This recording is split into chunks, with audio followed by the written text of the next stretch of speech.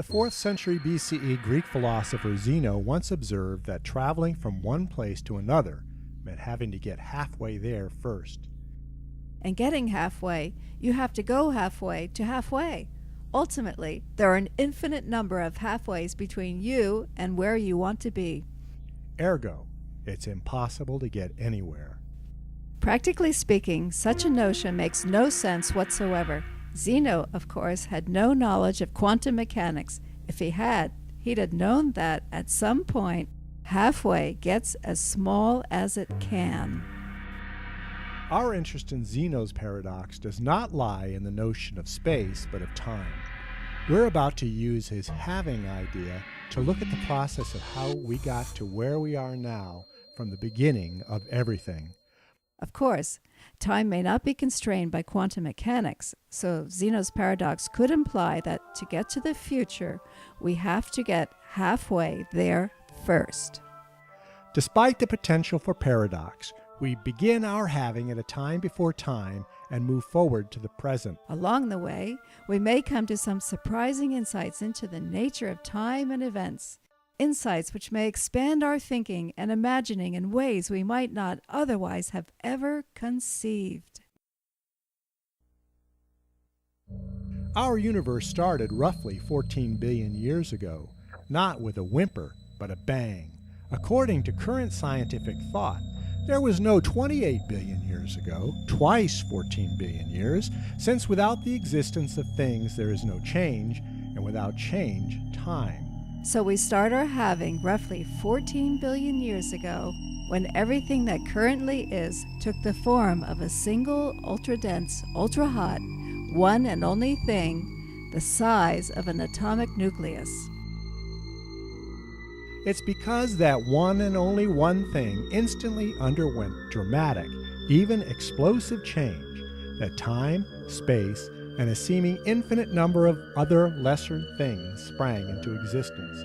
But we could not have known this because there would be a large number of halvings, in fact 34 of them, just to get to some 10 months ago, by current reckoning, Wednesday, March 12, 2014, a date when, among innumerable other things, aviation authorities were trying to understand how a missing Malaysian airliner could simply disappear without a trace, and the New York lotto numbers of 9, 11, 14, 16, 49, 57, with a bonus number of 55, were announced to the general lottery playing public. The halving of 14 billion years ago carries us a long way, some 7 billion years. At that time, the one and only thing had found numerous ingenious ways to specialize into a vast number of other lesser things. Those lesser things, from hydrogen atoms to galactic superclusters, looked and behaved pretty much the way they do today, some 7 billion years later. Among those particulars, however, was not our sun and solar system. The matter out of which our particular system was to form was, at the time, spread out over some 3 light-years of space, 98% of which was made of cold, transparent gases, left over from the universe-originating Big Bang. The remaining 2% was comprised of the kind of molecular dust and heavy gases making possible later solar system developments, especially that of living organisms. No doubt other suns with their retinues of planets, moons, asteroids, comets, and lesser objects already existed. Those systems came about pretty much the way ours did, being driven into rotary, gravitationally bound action by a blast of high-energy radiation differentially sweeping through primal nebulae. As a result, all that cold dark matter condensed into stars, building up planetary bodies by accumulation out of slowly rotating accretion disks. By our second halving, the process of creating our solar system was largely complete. Sure, smaller bodies were still crashing into larger ones, but things looked generally as they do today. Meanwhile, on the Eoarchean Earth of 3.5 billion years ago, and probably the Venus and Mars of the time as well, Bacteria, previously quiescent in large rocks floating through space, established themselves wherever conditions made that possible. By 3.5 billion years ago, microscopic living things had already hit the ground running in our solar system, and in particular, our Earth's primordial oceans. By the time of the third halving, during our planet's Statherian era 1.75 billion years ago, vast changes in Earth's crust were being driven by energy released from its radioactive core. The Earth's continental crust took form, distinguishing themselves from the ocean basins. Earlier, viral mitochondria had formed symbiotic relationships within larger bacteria. Unlike prokaryotic bacteria, such eukaryotic bacteria had internal organelles, like the nucleus, where DNA could be stored, and outside that nucleus, ribosomes, where code embedded in nuclear DNA could be used to make proteins via messenger RNA.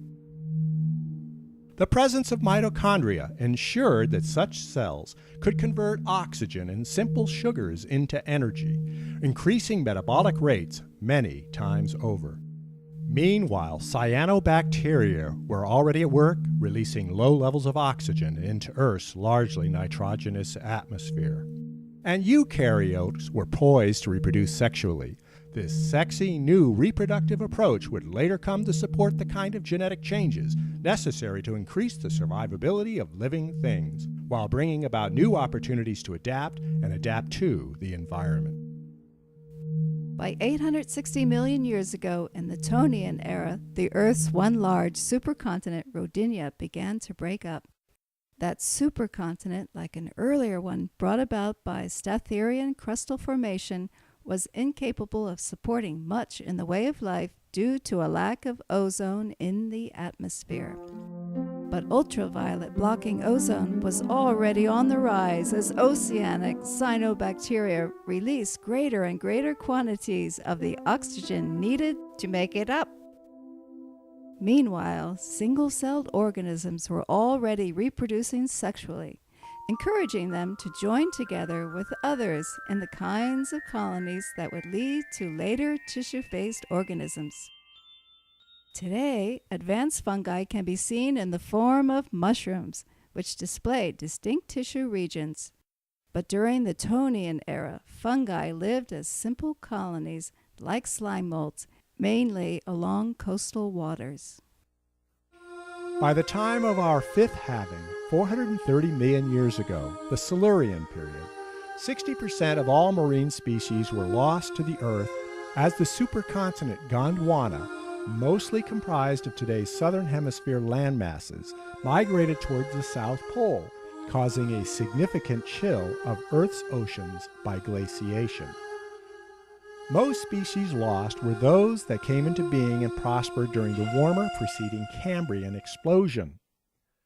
The late Ordovician shift in Earth's climate favored the continued evolution of those vertebrates, mostly fishes, with well-defined jaws, spinal columns, fins, and tails. After dominating the oceans, these true fishes would later go on to colonize the land in the form of amphibians, with wide, squat arms and legs.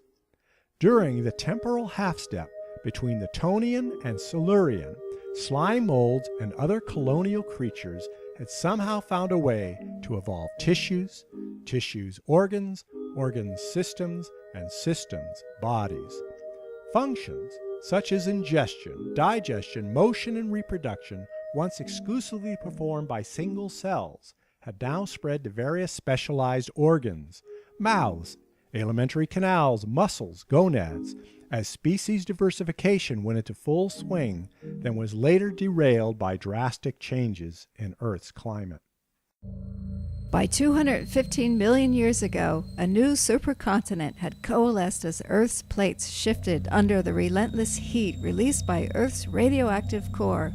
All this crustal activity drove the remnants of Rodinia together once again.